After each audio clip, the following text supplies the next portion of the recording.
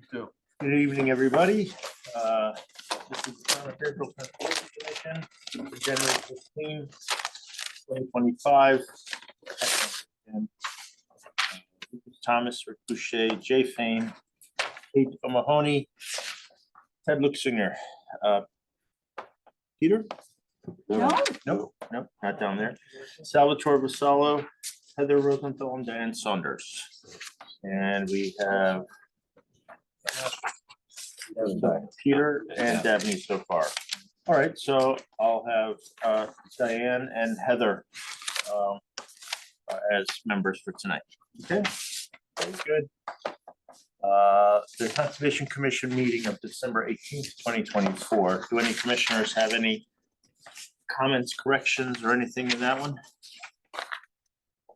Nope. Well, then, is there a motion to approve? Had motions to approve. Anybody seconds? Diane seconds. Thank you. All in favor? Aye. All right, all around. Moving on to new business, Roman numeral 4. Number 1, 7 open spaces are now available on Connecticut Trail Finder website. Lake Mohegan, Brett Woods, Grace Richardson, Boyd and Till, Springer Glen, Westway, and Mill Hollow. Okay. Thank you. The project Nicole and I have been working on with Yukon for the last couple months, and just an update to let everyone know that this is ongoing. But it's just another venue of taking either existing or revised or new, totally new trail maps, providing them to Yukon staff, and they are placing them on the website for the world to see. Gets the open spaces and trails more visibility. Nicole takes pictures of the signs and maybe some features at the open space. And if anyone has or has not been on it, each space gets kind of a mini homepage that describes features like trail length, a trail map posts, you know, where the parking is, whether you could launch a kayak or ride a horse, or you know, what the trail material is it walk, is it gravel, you know, but just kind of features of the trail. I think it's gets us visibility. There's a big black hole kind of in the eastern part of the county, west of New Haven County, and we're slowly filling that on our end. So I don't know the visibility of the website, but it's, you know, statewide. Some areas are denser than others in the state. But again, you know, we're filling the hole slowly, and even as of today, we've sent a few more over to Yukon. So it's just a feature. Again, visibility, provides a service for users that are looking to hike. So Nicole, you have anything else you want to add? It's just a really, honestly, CT Trail Finder is a really cool platform. Like, it seems like kind of high tech to me when you open up the trail, because bless you. When you first, like, when you go on a CT Trail Finder, you can just look at the whole map of Connecticut. It's really cool. You had to see where all the trails are. Zoom in on Fairfield, click a trail, has a little pop-up for it, and then you can kind of click on the trail map itself and look at different trails. It tells you which ones are blaze yellow and orange and red, things like that too. So it's really cool. Very nice. Does it have any space for reviews or comments from users? It does. Like, I'm familiar with All Trails. That's Yeah. the Yeah. app that's Looks like it's trying to compete with All Trails. right. And Yeah, it's but at state level, yeah. yeah, it's Connecticut specific. It lists other things like difficulty or, you know, distance. So Nicole's calculated that either in GIS or with a measuring wheel. Yeah, it's just it does have a space for comments. That's good because that allows some interaction with my user. You may post a positive comment possibly, and Yeah, hopefully. hopefully I will. Yeah. Very nice. Thanks. All right. Please do. Commissioners, any other comments or questions? I think it's great. Okay. We all do, I think. Yeah, that's great. Good thing. And All it's right. free. Yeah. It's a point I failed to mention. There's no cost to us. UConn's really hungry to get more trails out there. I think they're funded obviously by the state, but you know, anxious to build, continue to build their database, so. Yeah. They're coming to us, hey, do you have more? Do you have more? So we keep feeding them more, and UConn has been awesome, their staff that we've been working with, so. Within usually a few days, it's already published, so it's. We've got a data science division that has resources that we could use. Yeah, they, you know, some of the easy ones like Westway, which is the newest one we did with Wakeman. You know, they did that in like 3 days. It was already published, so I published that on our homepage. And other sources that we'll discuss later in the agenda, but yeah, no, it's been really seamless, so. Great, excellent. And we'll move on to number 2, initiating quotes to conduct a natural resource inventory, NRI. That's something the commission discussed last year when I brought it up, the need.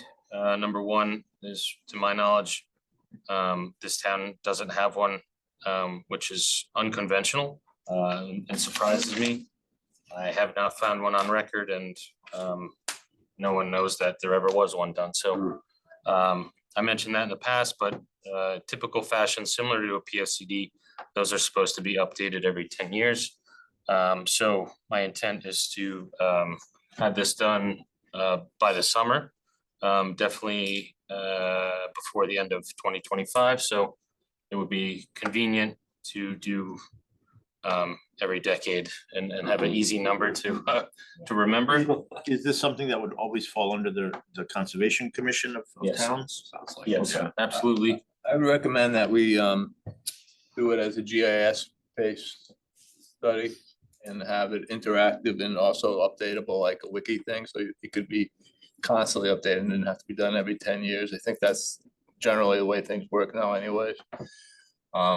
I think it's very important though that we have it electronically based, if it's be much more useful and quicker to get data on. The other thing I said, I don't even know what's going on with Jeff Stedman anymore. I don't know if he's still doing those reports, but he used to do a lot of reports for this commission. He's doing an excellent job. And I don't know if he's electronically savvy or not, but it might be worth. And I saw his name, I think, with another commission that he's still doing some work for you, but you might want to With forestry, talk to, he's still working with forestry. yeah, I might talk to Jeff too, and just see what he's up to. He did like all the open space studies. Okay. But the electronic part of it, I mean, that's the way to go. So if it's the electronic part, would it be under the town's GIS database, or is it some separate? Well, database? my experience in Ridgefield, and that's one I've circulated in the past, which was just redone in 23. I worked on the one prior. Was very well done compared to some of the other towns that I've found, and it's not just because I lived there and worked on it, but just comparatively looking at a handful of other towns. Some are really, I think, deficient and low quality, but it really comes down to budget. I think, and the quality of the people working on it, whether it's professionals or some combination or hybrid of commissioners. I know we literally wrote the geology section and wetland section and stuff like that.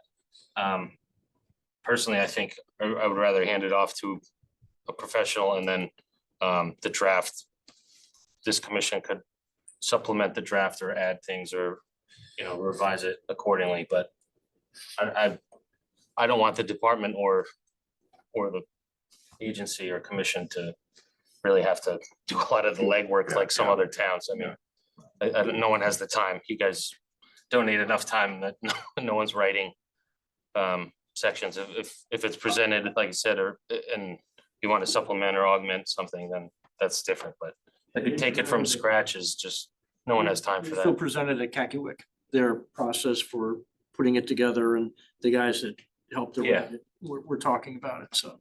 How much do you think that's going to cost? I'm starting, I've reached out to one vendor first that I think will be cost effective before I go to some of the other firms that I know do it, but will be triple the price.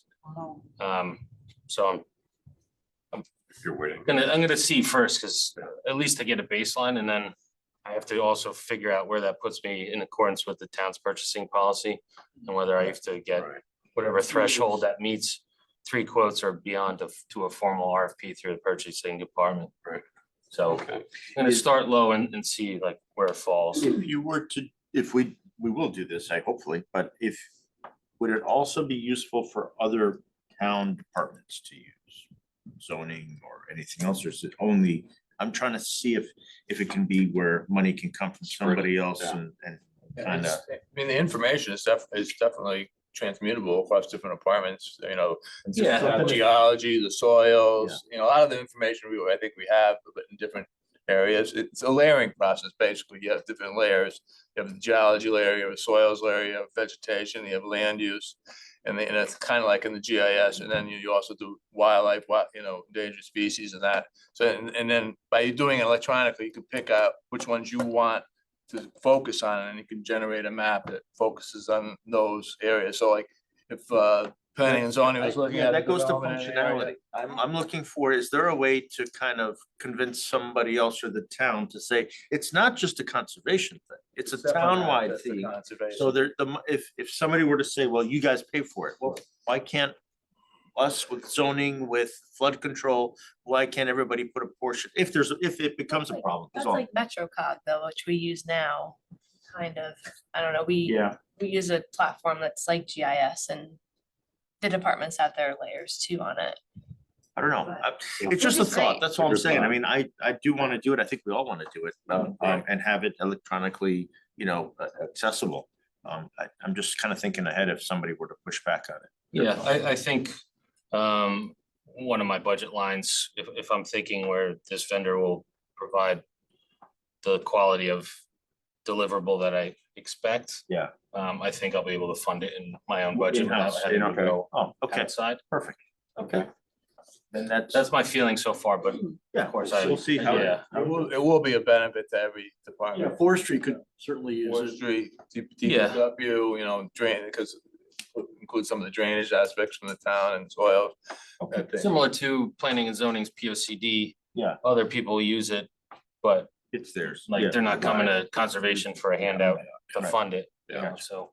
And it is state mandated, correct? I mean, like the state wants. It's a requirement. it's a That's why I don't know requirement, how and I think 50 years we haven't. We're 40 years in arrears, so I think that, It's a good time to do I it. think it is.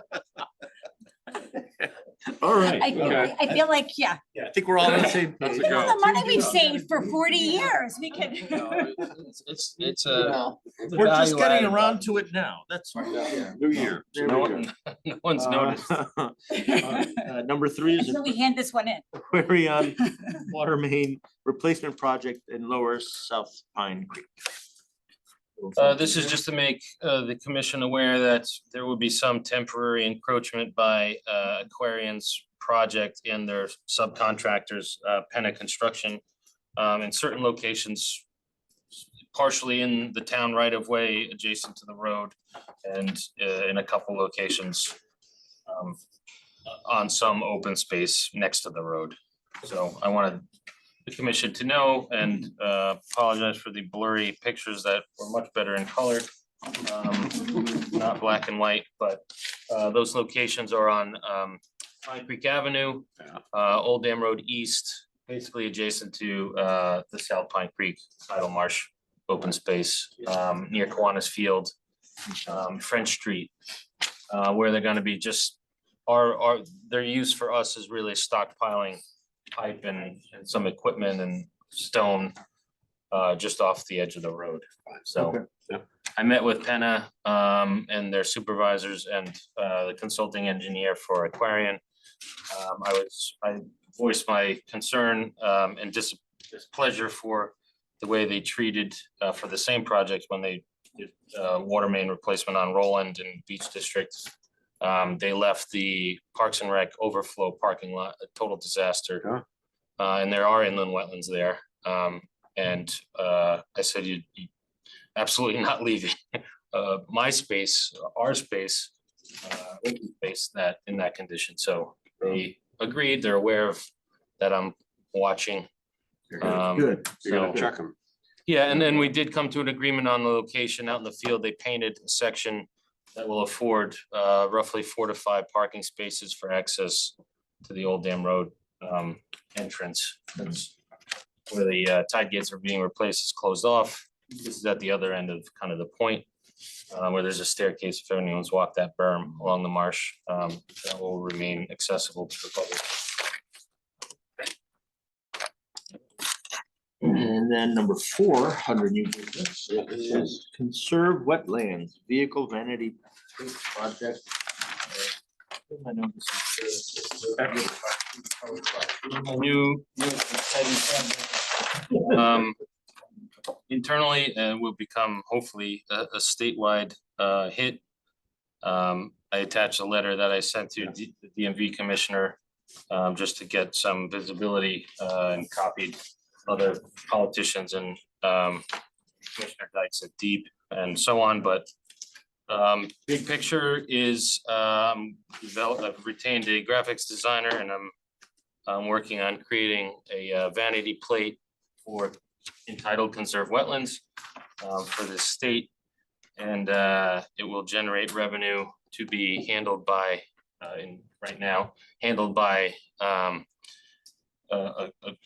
either the board or designated group subcommittee of Connecticut Association of Wetland Scientists.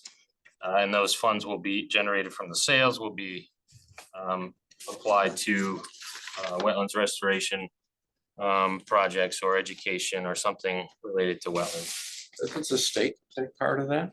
The state takes part. I know, and I haven't gotten that far with DMV, but I know in New Jersey, they have a conserve wildlife. 80% goes to the fund and the state takes 20. So assuming Connecticut's similar with like the Preserve the Sound plate or Save Our Lakes or Greenways or Right. Conserve Wildlife, I'm guessing it's probably somewhere in that neighborhood.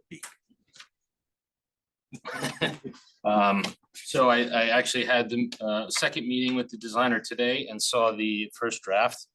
I don't have anything in hand yet, but I think everyone will be very, very impressed and excited. So the intent is to later down the agenda to talk about the cause annual meeting on March 5th. Having met with the cause board a few weeks ago to get their approval to move forward, sort of on their behalf or in collaboration with them, I'll present probably 3 concepts or 3 renditions of the plate at the meeting. And then we'll have a vote as part of my presentation, like a ballot box. Everyone will get to vote on the design. And that'll be the design we submit to DMV for approval. Nice.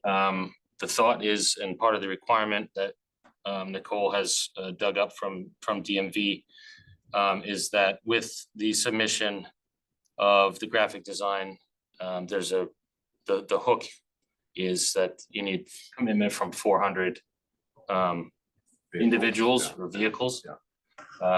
Which won't be that hard, I don't think, because there'll be at least 300 people at the cause meeting, assuming everyone wanted one. Sure. But 169 towns with 10 commissioners each. I don't think, if it's Shouldn't be a problem. marketed well enough that, And people on staff, people. I'm not worried about the 400, so. Yeah. The design is really cool. It's in the similar tastes as my intent was to be the Preserve the Sound. The colors are similar to hopefully be consistent and appease DMV with kind of a sky scene, an aquatics scene, and we have some wildlife and cattails and things. Nice. It's very tastefully done. Nicole, the graphics designer, she's a freelance and lives in Stamford. She's never done anything like this, but is really good with graphics. The fonts are spot on, the colors are great. We did a lot of comparisons and I showed her other states. There's not too many that have wetlands, but in similar states like Missouri, Texas, Maryland, there were a couple close variations. So I'm excited about that. Yeah. I'm hoping it works. I'm hoping the politicians and the commissioners provide some assistance and direction as far as who can I talk to directly at the Vanity Plate Division Right. about, how to how to make this happen, how to, cause as a non-for-profit, how do I, transmit the funds or how's that handled? But I'm also connected to cause, one of the members on the cause exec board is also on the board for Connecticut Lakes. So since Save Our Lakes or Preserve Our Lakes is already a vanity plate with a fund, our intent is to take and mirror their bylaws for Yeah. having all this happen. So we don't have to reinvent the wheel and just change lakes to wetlands and then. There you go. Yeah. So funny. So are you looking directly at the camera or is it your left or your right profile? Yeah. No one wants my face on their license plate. But it is cool. We have, a yellow spotted salamander, a turtle, a great blue heron, and I think a wood duck. I think it's, Oh my I think it's great. And it's That's awesome. sun and the cloud, it's awesome. Can't wait to see it. Wood duck is so good. I was so, and then there was, one of the other options was kind of a night scene where it's blues and blacks. Just as something different variation. All right. So it's, Very cool. Oh, that's awesome. in the next, probably by next week, when I have some drafts, we're meeting on Wednesday again for round 3. And then the final will be next Friday, so by then I'll have PDFs of those final designs and I'll circulate, and I think Oh, great. they'll blow everyone's mind, and Yeah, nice. she even has them like set up as a license plate with the holes. Yeah. So I'm looking forward to it. it's gonna be so cool, Nice. Yeah. Nice. so Good move. Yes, excited. excited. get them for our trucks too. We are gonna get them for all of our department vehicles. Nice. I gotta get 400, so we got. The whole town's getting them. We got 394 to go. Well done. All right. So, Good job. Excellent, Tim. Thank you. Thank you. Number 5, moving on to old business. Number 1 is the Eversource easement, Brett Woods. You'll recall, we discussed it at the last meeting. I'm not sure who rose the issue, but the easement, it's been reviewed by our council. We've each hopefully looked at it again. It doesn't do much other than give them the ability to go and clean their area, and they did put down that whole walkway area and the gates, and they did everything that they needed to do in Brett Woods, right, Tim? Yeah, they did everything they said they would do, everything that we agreed with them to do. It would be a permanent easement and allow them to access their 80-foot right of way where the wires are, Maintenance. which they would do anyway, or have to come back to this board or this board and maybe this board, sorry. Whatever it is, every 10 years or 20 years to ask permission to go in through Brett Woods to go in again, so. Yeah. I don't see much of a loss. They did their improvements that benefit the town and especially our department for access and maintenance. Since town council has reviewed it and made some changes and is on board, I don't see any downside really. They're on board. Good. Any questions, commissioners? Comments? Motion to approve the Eversource easement? Ted and Rick seconds it. All in favor? Aye. Aye. We should be partners as much as possible. Yeah, because you never know, Organizations right? like Yeah. Absolutely. Number 2 under old business is update litter boom in Rooster River. This is a project I mentioned before. This is on, or will be hopefully on North Street, which is Route 1, right on the Fairfield, on the eastern side of the Fairfield City Bridgeport line. There's a bridge culvert on Route 1 that half is Fairfield, half is Bridgeport. And access is through Connecticut DOT owned parcel adjacent on the west, on the Fairfield side, to the Rooster River. If everyone's familiar with that area, to the south is a large cemetery that extends into Bridgeport. This location, the department's partnered with Harbor Watch. And we are looking to put in, and if you recall, kind of a hard boom that has basically a drum at the end that collects garbage. This would be funded through dollars collected by the town from the NIP fund, the little alcohol NIPs. And that would fund the purchase of the boom, which I believe I attached at about 11,000, as well as 1 year of maintenance and trash disposal from Harbor Watch at the cost of around 10,000. And we met with Connecticut DOT. I think they had about 8 or 9 members out there, and us and Harbor Watch all met to look at the logistics of how to anchor it properly. Concerns with floodings, if a tree floats down the Rooster River and hits the boom, what happens to the boom? Or is it possible that it's gonna cause a huge flood and back up all the Rooster River and flood everyone? It does have a tearaway mechanism that if there was either heavy flow from a raging storm, or a tree or a car floats down or something, that it would tear away. We would also have the option, knowing that if a storm like that, hurricane or something was coming, we just would disconnect it and take it out. They don't know the frequency of how often they'll have to empty the can, until they actually go out, at a maybe a weekly frequency, and realize, you don't need to be out there that much in January, but in March, summer, when people are throwing beer bottles into the river, then, you have to go out more often or whatever. So I think it's great. I attached copies of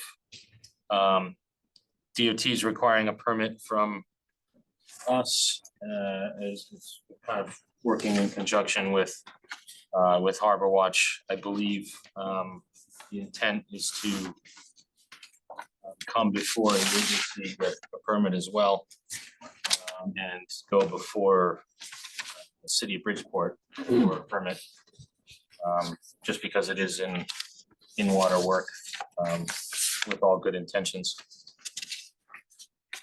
So is that gonna be emptied by Harbor Watch or Harbor Watch. Yeah. At least for the first year. After that, we'll revisit it, but it seems to be the best location that facilitates access. It was hard to find locations that, strategic locations that one would collect garbage. Harbor Watch did do some scouting over the summer at various locations that we thought could be effective. Rooster River was the selected water course compared to Mill River or Sasko, just because it is on the Bridgeport side, just population density and observed trash. And water quality testing done by Harbor Watch over the last 20 years indicated that was, the most practical location. I think the design is effective. We priced out 2. Obviously, this isn't a common commodity item. You can't go to Home Depot and buy a floating trash collector. So the other. What about Amazon? Maybe. I don't even think Amazon has this. The other vendor out of where was we went with Osprey out of Alabama, but the other one, the Bandit, was out of another Also state. down south. I Yeah, think. somewhere down in Arkansas or something like that. So Yeah. that was almost 28,000. This company Osprey was 11,000. So Yeah. they're both essentially the same thing. Half the price. But we did meet with them. They did come out. We looked at it. We talked about, again, anchoring. One might be to a tree, the other side might be to to the wall, which is something, there's a concrete wall that we have to look into if that's the city's. The state said it's not theirs. So there's a couple logistics, but How does Bridgeport fit in? with Their their supply. engineering department, they will need their permission because it's on city, yeah, on the city side, there'll be an anchor, so. Yeah. I don't know if we have to determine whether that wall is private property, city property. We haven't determined that yet, but if we're also anchoring in the water, and the wall is private, then we're only dealing with the city. Does this have any mitigating impact on the preponderance of rooster to flood? You know, trash getting in the culverts and backing things up, or? is this not an issue? I think a lot of the culverts and catch basins, having walked through, put waders on and walked through that section Yeah. north of the bridge with engineering from both the city and the town. I did that 2 years ago. Some of those culverts and catch basins discharge directly into the river. So street trash is going right into the water. And I mean, Nicole and I have been out there 3 or 4 times. We've seen stuff floating by. You know, it's, Good, regardless. again, it's high Yeah. density, it's, yeah, Trash all around there. yeah, there's garbage blowing around like just from the ground. It's surrounded, one of the banks on this, on the DOT side is pretty dense, knotweed. State has no problems with us clearing that for access. And they were all supportive of it, so. Yeah. If we have DOT behind it, function plus access, I think. And, you know, there's no, I think there's very little risk by design and with their monitoring, there's, you know, there's no expense to the town. If everyone's on board, which is why we want to go through the proper permitting process in the city and the town that you know, that information's out there to the public through the process, and there's no cost, so.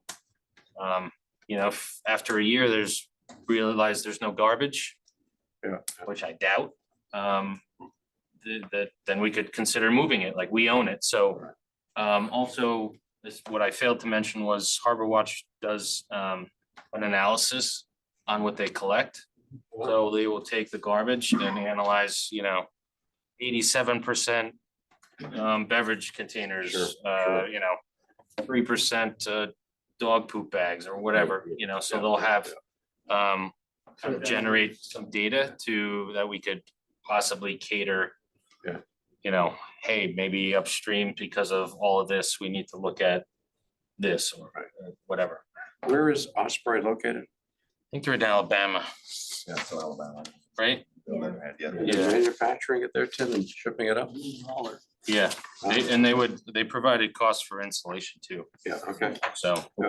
I think it's such an excellent use of that NIP money. It's exactly what the state It's what is it's looking for. designed for, That yeah, is exactly. exactly why they put this money aside. And that area is, I mean, the trash that gets floated down into that area.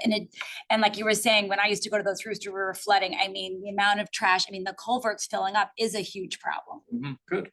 Even further down south on the south side of the bridge, the knotweed's really dense, but adjacent to the cemetery parcel, and which would be upstream from the Board of Ed building on Kings Highway, is Bill Hurley, the town engineer, told me that there's like almost like the floating island in the Pacific. Oh, no. There's like an island of just Yeah. floating garbage Yes. that obviously went under under the underpass, so through the culvert, so if this can intercept a lot of that floating debris, Yeah, then that's it.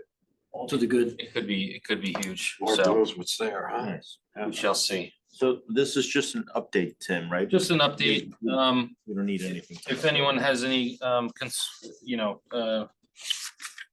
I would request, I guess, before the commission to authorize me to sign the attached DOT permit application that has been completed by Harbor Watch on behalf. as the first step to, you know, at least the access Very good. and move forward, you know, the agency, Fairfield Inland Wetland Agency would then be presented There. the details as part of an application as well as City of Bridgeport. Anybody? So I move that Ted? we enable Tim to sign the application and move forward. Okay, any second? Wait, seconds. All in favor? Aye, Aye. all around. Excellent. Excellent, excellent. Good job, Tim. Open space, Roman numeral 6, open space land acquisitions. 1, no new acquisitions, and 2 is the current acquisition frequency rate is 3.42 months parcel. I was with the Land Acquisition Commission last night and for their regularly scheduled meeting. And there's still several parcels up in the air that are in progress. Just nothing new in the last quarter. Some, again, big ones that I've mentioned before that are coming our way. They just haven't, paperwork hasn't come through yet, Sure. but lots of acres coming, hopefully Excellent. in the next quarter. Looking forward to it. Roman numeral 7, bills and communications, there's nothing there. And then we go to 8, legal enforcement actions, number 1, continued. 30 Laurel Brook Lane, unauthorized encroachment, damages into the conservation easement. What's going on there? That is, has been ongoing, but again, frequent correspondence with the violator and his professional team that's retained. His last communication was on Monday of this week. And they are submitting a permit for corrective action Excellent. to the Inland Wetland Agency, and then they will come before this commission as it relates to the easement. Good. Number 2 is continued to 120 Wakeman Lane. Discussion related to the conservation easement. Nothing new there, other than the only update I have is nothing's new. Nothing's new, really. The office has not received any new correspondence, has had no contact with the violators or property owners council since my last meeting with their council and our town attorney.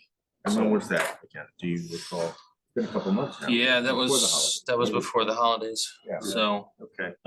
that's the I only still update. think that we should pursue a separate action regarding just the conservation easement to keep the pressure on. We're certainly within our rights to do so. It would not cost us anything because the Connecticut Act covers the attorney's costs as far as that's concerned. And I think, you know, the more pressure and the idea that we're serious about this, I think the sooner we're gonna see some results, but, you know, I'll defer to everybody else's approach. Where's council now in Phil on this? He's in the same position as us as far as expecting something from them. I Expecting something? could reach out to him and request that he reaches out to their council That's- for an update. Yeah, that part's on the inland wetlands, right? that we- Correct. And then this Yeah. is secondary, but well, still, it's something that we need to do. I would ask, even though it's conservation, have our council, our town council, reach out to them, say, we need to know what's going on. The Commission will act at the next meetings, so we should discuss, think about between now and the next meeting, what response we get. And then in the inland wetlands meeting, when we put that hat on, we'll discuss it. And then we'll bring it up here again in the next meeting. The idea that we're discussing it and contemplating it will send the message. And do that make tomorrow. it clear that there's an indication by a commissioner or two that there's a possibility of a new action simply for the conservation easement, which is separate. Yeah, from the violation in the inland wetlands, which would be, you know, increasing costs and all that stuff on their side. Thank you. Perfect. Okay. Moving on to Roman 9, staff report. Number 1, Connecticut Association of Wetland Scientists Annual Meeting, which is on March 5th, 2025. I alluded to it earlier, but cause annual meeting, March 5th, 2025, has just came out last week. I think Jay or you sent me that. I had received it as well. So that's just getting people on people's radar. Again, anyone who attends, send me the receipt for purchasing the tickets. I, have the ability to reimburse you for those funds. I don't know, being in contact with the board, I think they're still in the process of assembling presenters. But every year that I've gone, it's great. I think this group has Kakiwik and Cause at both ends of the Always a good, of the calendar, so. Good afternoon, yeah. Yeah, very well worth it if you haven't been. This year, my intent is to have my staff all attend, so. Nice. And you're gonna do the vanity plate here. Yeah. I'll be presenting again. Last year recall I did the vernal pool mapping presentation. This year will be the plate, so Sarah, Nicole and I will be there. And then whoever here would like to go or available, then I'll be happy to reimburse. Excellent. And number 2, under Roman 9, is the Conservation Department created an Instagram. Follow us at Fairfield Conservation Department. Yay. So we're in the 21st century. On top of the new website, that's not so new anymore, in an attempt to connect with the public and share information about what the department's doing and, educate the public on various topics and just have some base. I know Ted's big on Instagram with posting things, so Aligned, now we're connected. pollinator pathway Fairfield, yeah. So yeah, we're out there, and Nicole has volunteered and spearheaded and is doing a great job with that. If you wanna say any words Sure. on Yeah. that effort. Yeah, I was really excited to do this because, this is like my generation kind of a thing and it's like, we all know like. Hey, wait a minute. There's a lot of white hair on the table, isn't there? Well, like, yeah, I mean, I This know old some. dog can learn some new tricks. Absolutely. I mean, no, my 93-year-old grandma loves Instagram. So it's a big platform. I think it's bigger than, Facebook nowadays in order to get information out to the public. And it kind of sparked for me. I mean, I always thought about it because I was like, we don't have many platforms out there, but I was talking to 2 gentlemen, they came out with me, they were retired. They wanted to like volunteer, help blaze trails, and we were just walking the trails together, and we were at Brett Woods, and one of the gentlemen said, I didn't even know this place existed. And I was like, how long have you lived here? He's like, 13 years. I'm like, you didn't know Brett Woods was a thing in your town? And he was like, no. And I was like, all right, we need to figure out how to like spread the word to people. And I was asking them, I'm like, what do you think is the best way to get the word out? And they're like, Instagram. And I'm like, okay, yeah, like I'm down to do that. So it's been fun. I really enjoyed putting together, I'm the one running the account. I enjoyed putting together posts. Thanks for the like, by the way. Pink Lady goes green. Oh, that's you? Yeah. Likes and stuff. So it's great. So feel free to like share it with your friends. Oh yeah, sure. Every like you get $1. I'm just kidding. But yeah, I think it's a great way to get quick announcements out. It's a good way to also share other people's information. So if you feel like there's something worth us reposting on our stories, please send it my way and like via Instagram. Yeah, or if you have any like topics you think, but I also, or if you have any topics that you think are worth sharing, I'm all ears. I want to like highlight each open space at some point, but I want to get out and take really nice pictures. I'm like, for this time of year, I'm kind of waiting for a nice fresh snow to go out and make it more enticing than what it looks like. It's really hard to capture the beauty of the trails in the winter when there's nothing, just no leaves on the trees or anything. I have great summer photos, but I'm kind of holding on to those to wait to share them later. So also, if you have great photos and you're in the open spaces, please feel free to share. We gotta get Peter. Where's Peter? Yeah. He's a big. Excellent with that. Oh, there you go. Great. I've got a great photo of my dog and his little doggy girlfriend enjoying yeah. redwoods. Oh, yeah, I could post it. I'll post it on our story. I could say, yeah, it's like a very pet friendly place, because I think that's also really important. It's people don't know when to take their dogs safely off leash, and it's amazing that we allow that, and we should be letting people know that. So, Oh, well, I didn't even know that. yeah, What is this off leash? you can let dogs off leash out within the parking lot, within 100 feet of the parking lot, they do need to Yeah, be sure, leashed, sure. and picnic areas. Yeah. But other than that, they're free to Okay. be off leash, Good to which is know. crazy. Yeah, I usually just take pictures of poop bags that are lying around. Don't send those. Yeah, no. Send those to And me. you know what, I'll make sure to say, like, please pick up after your dog. We have trash receptacles at the trailheads, you know. And I also do wanna highlight our conservation crew and the work they're doing too. So I'm hoping that Yes. you'll take more photos when you guys are doing projects. Yes, I like the pictures of the work on the gate, the title gate. That was super. Those, you took those, are beautiful. Yeah, last Friday I take your afternoon. stuff and share it to my story. Yeah. And I've Thank you, got Ken. 661 Oh followers. my God, okay. I'm competing I only here. had to pay for half of All right, any other comments, questions, or? no? Tom has a couple just Tom, yes, updates please. that didn't make it on Excellent. the agenda. I just Uh, wanted to otherwise- update you guys, the crew's been very busy. We've been taking down a lot of cedar fencing around the open space areas, replacing with boulders. It's less maintenance for us and Tim's idea, and I think it looks great. We've been putting up the new kiosks for Nicole, so with the Trailblazers.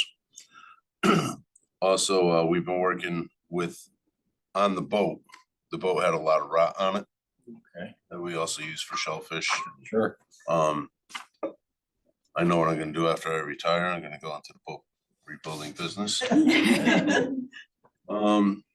Also, we gotta deal with the snow. When it snows out, I lose my crew. So it's, they go to DPW and so, and also we did today and yesterday a cleanup of the mess that Greenway Landscaping left us up at Wynn's, which is all cleaned up now. And I hope that they're not gonna be back out there. Yeah, I've had that conversation with Parks and Rec already, and they won't be allowed to stockpile their sea boxes and containers for next year. They'll have to relocate. Okay, So that's great. Comments, questions, Or commissioners? just general? No, just on this topic. Yeah, we're not there yet. We'll get there in other. That's next. And I have two things in other. I'll start with the first one that's on here, the Pledge of Allegiance. So I'll just kind of like, I know we spoke about it a little bit last time. Actually, it was in inland wetlands, but Rick brought up the idea, or do we need to have the Pledge of Allegiance? So we looked into it. I mentioned that inland wetlands. Same thing here. I read the charter. Only the representative town meeting requires the Pledge of Allegiance. There's nothing else in the charter that requires it. Some of the boards and commissions do it, and some do not. And then Rick recently also went and spoke to Betsy, our town clerk. She confirmed that it's not required. Rick likes the idea. I'm okay with it. I'm not opposed to it, but I prefer to leave it up to you guys. We can have an open discussion, and then I'd like to, at the end of our discussion, to vote on whether you want to start our meetings. This is just for conservation. We'll do it again for inland wetlands. Want to keep the two meetings separate, and see if you want to start with the Pledge of Allegiance at every meeting. You know, I just want to say that I don't think of it as political. But I happen to see the boards that Luke just mentioned, Human Services, and I said, geez, I never knew that. Then I watched the BOS and everything, it's always with the Pledge of Allegiance. So to me, it's consistent and uniform. It's not political one way or the other, but it's up to the commission. Commissioners, any comments? I have no objection. Okay. You know, it's I started it because I didn't grow up with that, so I prepared. The Pledge of Allegiance? Yeah. Something I learned when I was 45. Yeah. Might as well put it to It'll use. come in handy now. See all that and then Fine. We had it at every family. I know. But it's up to the group, you know. Yeah. I'm of that opinion. It's really up to you guys. If you'd like to do it, we can vote on it. I would need a motion, a second, and we vote on it. If you don't, that's okay too. It's not required. So it's your comfort level. And like Rick says, I'm with Rick. I don't think it's political, but some people feel that it's political. I don't think it is.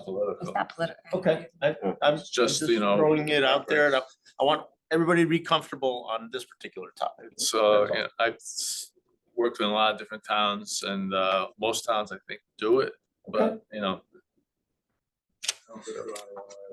Okay.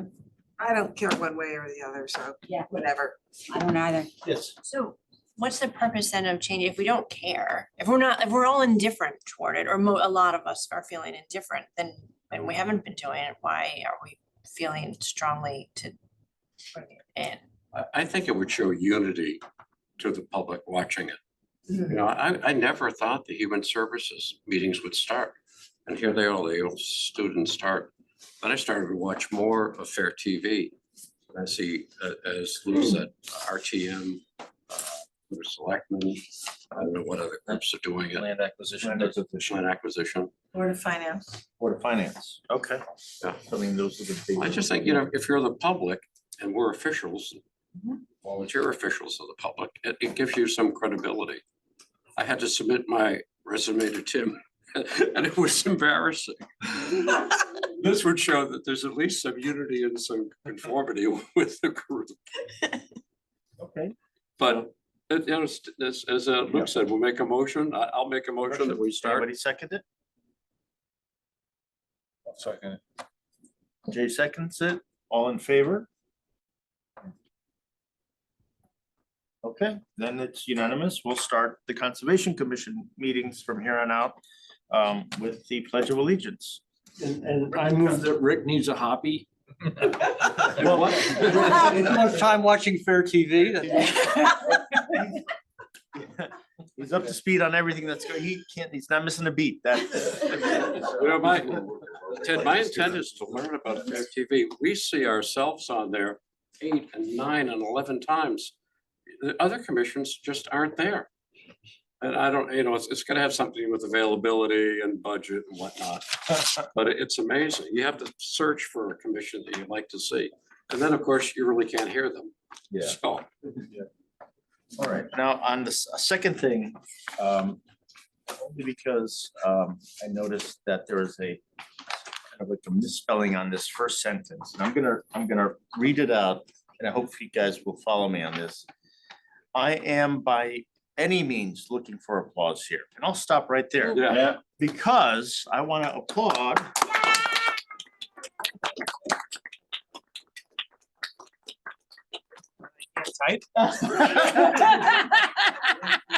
Yes, I know we all saw the email, but I want to put it on the record that our director here, Tim Bishop, was appointed by the Speaker of the House of the State of Connecticut's House to the Connecticut Council on Environmental Quality.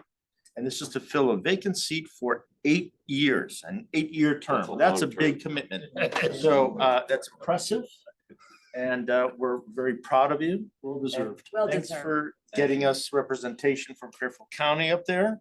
You know, because we're kind of like the, I don't know, stepchild. So I don't know, we're not really, you know, nobody listens or thinks about Fairfield County as being part of Connecticut up in Hartford. I don't know why. But you'll be up there and you'll be doing what you got to do for it. They think we're a New York suburb. Yes, Yeah. Yeah, right. so it's nice that we have the best representation. That's right. Yeah, thank you. Thank you for the emails as well. I appreciate it and I am excited. I think, you know, continue public service. They feel obligated and my wife doesn't necessarily agree. Yeah, to that point, you know, out of a 9-member board, there's no one from Fairfield County. Right. So it's, I appreciate the assistance from Representative Leeper and McCarthy Vahey to connect me with Speaker Ritter and appreciate everyone's support. So I'm hoping there's no conflicts with meetings, so that'll be my thing to work out. But our first meeting is on the 22nd, so I've been receiving documents to review that'll be discussed, but So can you give us a brief idea of what that council does? yeah, it's a body that reviews, so the backstory is, like I said in the email, is in 2001, as a junior at University of New Hampshire, I was an intern for the council for the summer. So I drove to 79 Elm Street every day, and a lot of it's on policy.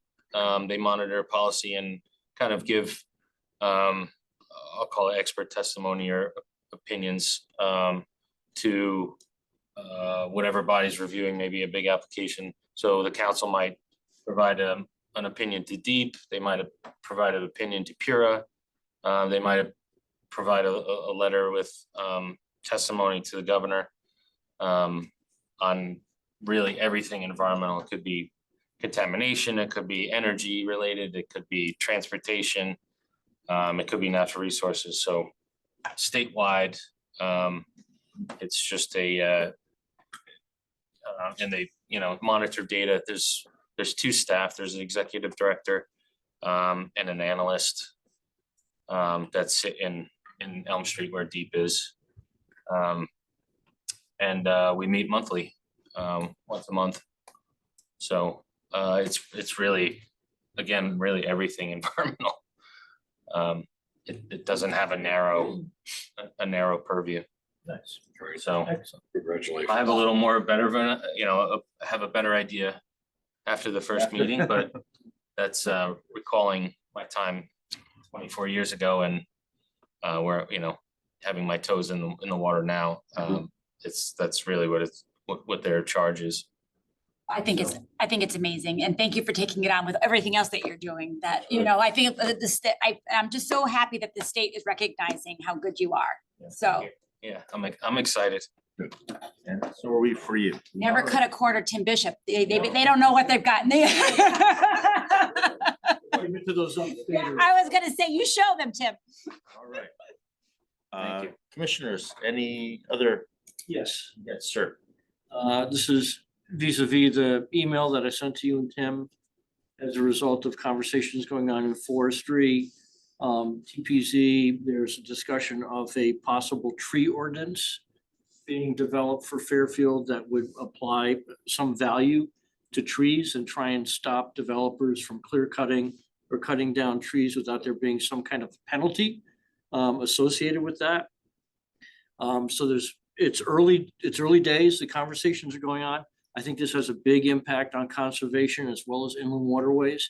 So I want to put it on the table and see if and how the commission would like to engage with the conversations going on inside forestry and TPZ. And it's early stages. They're looking at other states, other models, ways that they've started putting things together. There does seem to be a loophole big enough to drive a truck through with respect to trying to protect the trees. And that is if somebody buys a piece of property but doesn't apply to build anything on that property, then the new owner can clear cut the property. So there's no way to protect a new piece of property when the property transfer takes effect, which surprised me, but that seems to be the letter of the law. I'd like to figure out some way to apply some kind of control to that situation. Tim, I think we discussed something similar to this when we had one of our meetings. But I'd like to see if the commission is interested in weighing in participating in the discussions or what have you. I think it's long overdue, and the fact that the conversation is being had, I think is a great step in the right direction. For the town. So, open to discussion or comment. How is zoning and the forestry, how are they communicating?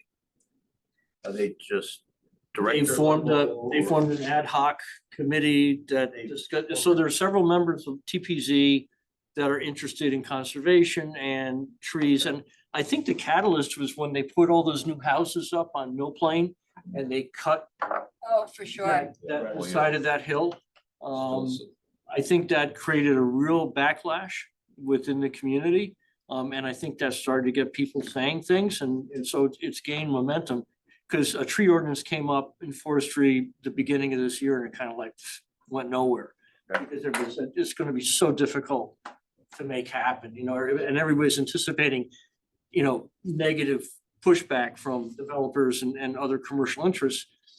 But I think we may be underestimating the amount of desire within the population in general. I think start that strike paying while more the iron attention. is hot, because I think, I can't tell you how many people said to me, like, well, what's conservation doing about that? I'm like, conservation has absolutely no jurisdiction over that.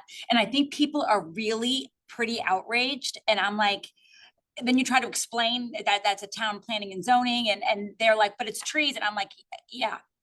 This is an FYI. I think it's important for us to be aware of it and to see how we might want to participate or not. Did you consider starting up a small subcommission to monitor with them? I would be happy to. Okay.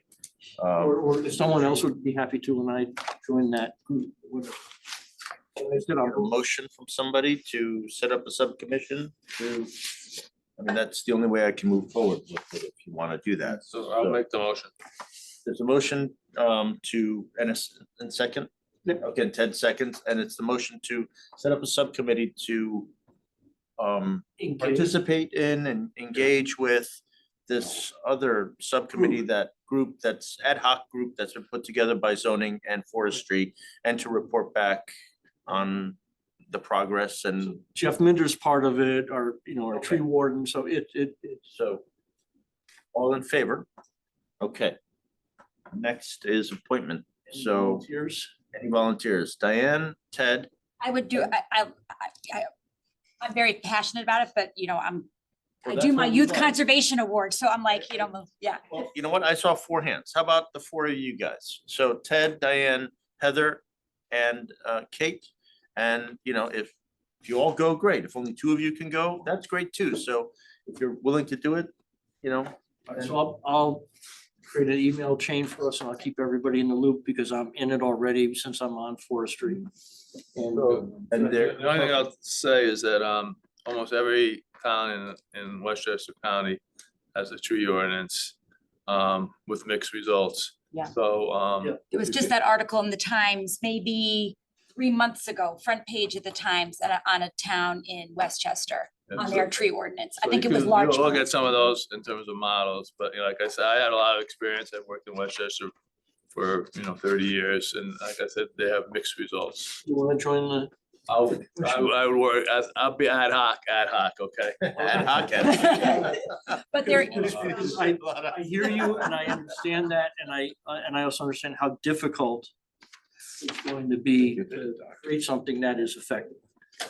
But again, having the conversation is a step in the right direction. as far as I think, part of the problem is our site plan approvals in I guess in Connecticut, maybe Fairfield, are not very robust. You know, when the planning and zoning issues a site plan approval, I think people think I have an approval and they don't abide by any of the conditions. So that maybe the planning and zoning needs to looking at, these are like, we have conditions, they have conditions, you have to abide by them.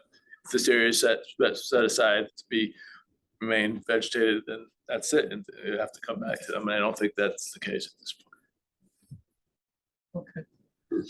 Yes. So I don't know if anyone's heard of a book that's entitled Should Trees Have Standing? yes. And I haven't read it yet. I did buy it.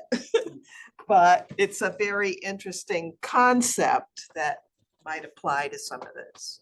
Well, and that's a movement that is gaining momentum. In Ecuador, the earth now has standing in lawsuits. You know, we've had lawsuits in a couple of western states where the kids are suing the government for, you know, the right to, you know, environment that's not needed. So I think that area of law is seeing a lot of activity. But again, it's just a conversation, it's early days. But I wanted us to be a part of it, so. Well, you are, so There you go, Ted. let us know. Thank you. Okay, thank you. Anyone else for anything else? No?